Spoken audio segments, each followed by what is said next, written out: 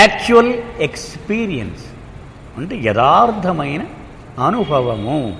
చూద్దాం ఇది. There were many Baba lovers who would pursue their selfish interest and indulge in activities which were inappropriate and justify it by saying that Baba made them do it.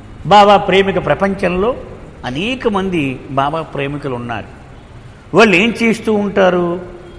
వాళ్ళ స్వార్థపూరితమైనటువంటి కోరికలను, ఆసక్తులను వాళ్ళు పెంచి పోషించుకుంటూ ఉంటారు. వాటిల్లో బుర్ర పెట్టి మునిగిపోతూ ఉంటారు. ఇవన్నీ బాబా చేయించేస్తున్నాడు, ఎందుకు చేయించేస్తున్నాడు అని బాబా నెత్తి మీద పెడుతూ ఉంటారు. ఇవన్నీ వాళ్ళు చేయించి వాడికి తెలుసు ఇదంతా స్వార్థమే. ఇప్పుడు సారా బిజినెస్ చేస్తూ ఉంటాడు. ఇవన్నీ స్వార్థానికి సంబంధించినవే.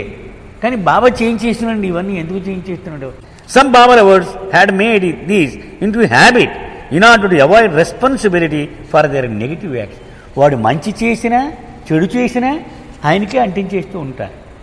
సో వాళ్ళు తప్పించుకోవడానికి ప్రతిదీ ఇలాగే మాట్లాడేస్తూ ఉంటారు. అది ఆయన కొంతమంది చమత్కారంగా కూడా మాట్లాడుతుంటారు. వాడండి ఆయన ఇలాంటివి చేస్తూ ఉంటాడు. అది ఏదో పెద్ద కవిగా వాడు కలగా చెప్తున్నావు అనుకుంటారు అన్నమాట. అంటే ఆయన యొక్క స్టేటస్ గురించిన అవగాహన లేనివాడే ఇలాంటి మాటలు మాట్లాడుతూ ఉంటాడు. ఉన్నవాడు మాట్లాడలేడు కదా. When such a person appeared before Babuji a look of disgust would be most prominent on his face.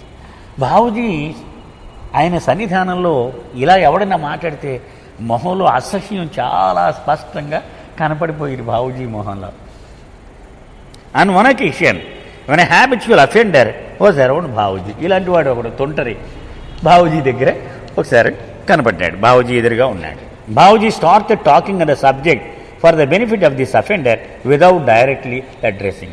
వీడి గురించి చెప్పకుండా ఇదే సబ్జెక్ట్ మీద అందరినీ ఉద్దేశించి ఇలా చెప్పారు బాబూజీ. బాబా నెవర్ లైక్ డిజానెస్ట్ అంటే నిజాయితీ లేకుండా, నిష్కల్మషంగా ఉండకుండా ఉండడం, లోపల ఒకటి బయటకు ఒకటి ఇలా ఉండడము బాబాకు ఎంత మాత్రమూ ఇష్టం ఉండదు.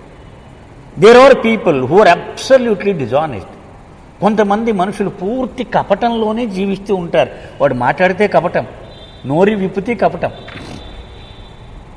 They do all kinds of things and say Baba made me do it. అన్ని వెధవ పనులు చేసిస్తూ ఉంటారు వాళ్ళు. ఎందుకునండి బాబా ఇలా చేయించేస్తున్నాడు నాతో అని అంటూ ఉంటారు. They are just deceiving themselves and they will suffer. వాళ్ళని వాళ్ళు మోసం చేసుకుంటూ ఉన్నారు. వాళ్ళు తప్పనిసరిగా వాళ్ళు చాలా కష్టాలు పడవలసి ఉంటుంది. It is not correct to do such a thing. చాలా తప్పు అలాంటి పని చేయడం, మనం చేసి ఆయన మీద పెట్టేయడం. One has to be completely honest where Baba is concern. మిగిలిన వాటిలో నువ్వు ఎలాగైనా ఉండు. నీ వ్యాపారంలో లాభం మోసం చేస్తావు, నీ ఉద్యోగంలో లంచం తింటావు, ఏమైనా పడు. బాబా దగ్గరికి వచ్చేటప్పటికి మాత్రం నిండు 100% నిజాయితీగా అక్కడ మాత్రం రాజీ పడద్దు. When a person indulges in a negative act and says Baba made me do it, does he really experience it or is it in his mind which is making him say such a thing. అలాంటి వాడు బాబాయ్ చేయిస్తున్నాడని నేను అనేసాడు. వాడు అనుభూతితో చెప్తున్నాడు ఆ మాటలు. అంటే తన జీవితాన్ని బాబా హస్తమే నడిపిస్తోంది అనే అనుభూతి వాడికి ఉన్నదా? ఒకసారి ఆలోచిద్దాం మనం. Only when one sees Baba in everything and in every one, only then he can truly get that experience where he begins to see that Baba is doing everything not only through him but through every one around him also.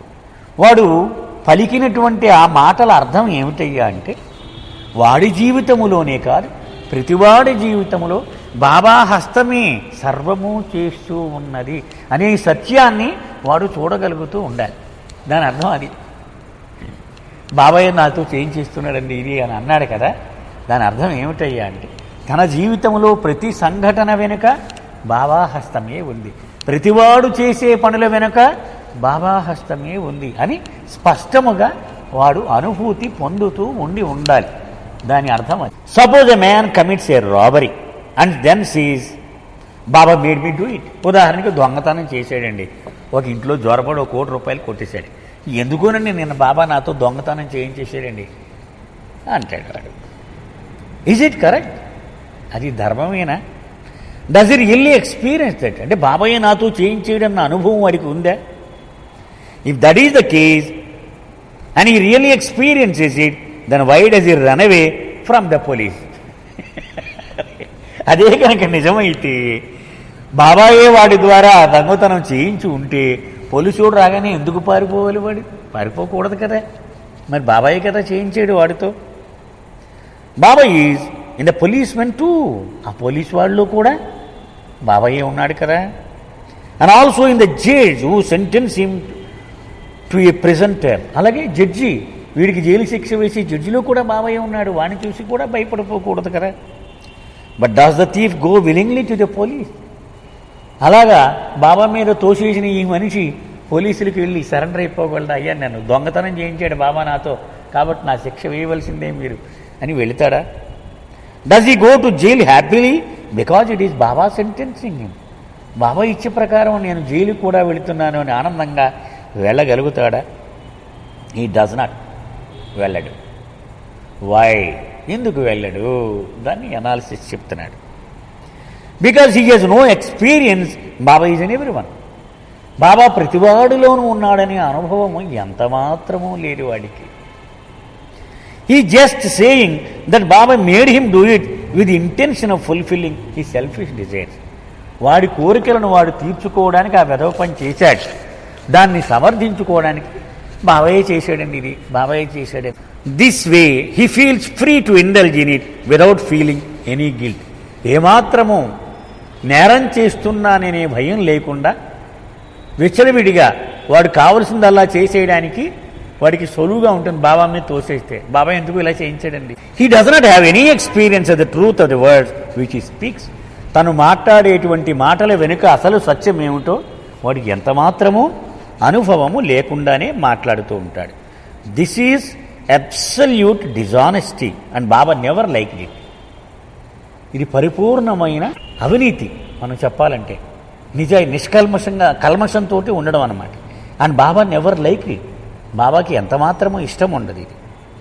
On the other hand the saint on the sixth plane who sees God in every one and everything, what is his experience? దీంతో మనకి opposite, దీనికి విరుద్ధమైనది కూడా బాబూజీ చెప్తున్నారు. ఆరో భూమికలో ఉన్నవాడి అనుభవం. He sees God in the robber and also in the policemen and in the judge. వాడికి దొంగలో భగవంతుడు కనపడతాడు, పోలీసోళ్ళు భగవంతుడు కనపడతాడు, జడ్జిలో భగవంతుడు కనపడతాడు. He seize nothing but God everywhere. ఎక్కడ చూసినా భగవంతుడే కనపడతాడు వాడికి. అందుకే హిరణ్యకశిపుడు అడిగాడు ప్రహ్లాదుని, ఏరా ఈ స్తంభంలో ఉన్నాడా మీ దేవుడు అన్నాడు. ఎక్కడ చూసినా ఉన్నాడు, సర్వము ఉన్నాడు అన్నాడు. ఎందుకని? వాడు ఆరవ భూమిక ప్రహ్లాదుడి స్థాయి, అంచేత వాడు అన్నిట్లోనూ ఉన్నాడు. కావాలంటే చూసుకో. This is real experience. అది యథార్థమైన అనుభవం అంటే అది. పొడి పొడి మాటలు చెప్పి ఆ చేసిన తప్పుని కప్పిపుచ్చుకోవడం కాదు. Such a one, while committing any act, right or wrong, can honestly say, God made me do it. ఆ అనుభవం ఉన్నవాడు తప్పు చేసినా రైట్ చేసినా భగవంతుడు నాతో ఈరోజు ఈ పని చేయించాడు అనగలిగి హక్కు ఉంది వాడికి. Be absolutely honest to your experience. So నీ అనుభవం ఏమిటో దానికి కట్టుబడి ఉండు నువ్వు. And do not deceive yourself, for you will create more suffering for yourself. అంచేత నువ్వు అనుభవం లేనిదే పొడి పొడి మాటలు చెబితే కష్టాలను కొని తెచ్చుకున్నవాడు అయిపోతావు. జాగ్రత్త.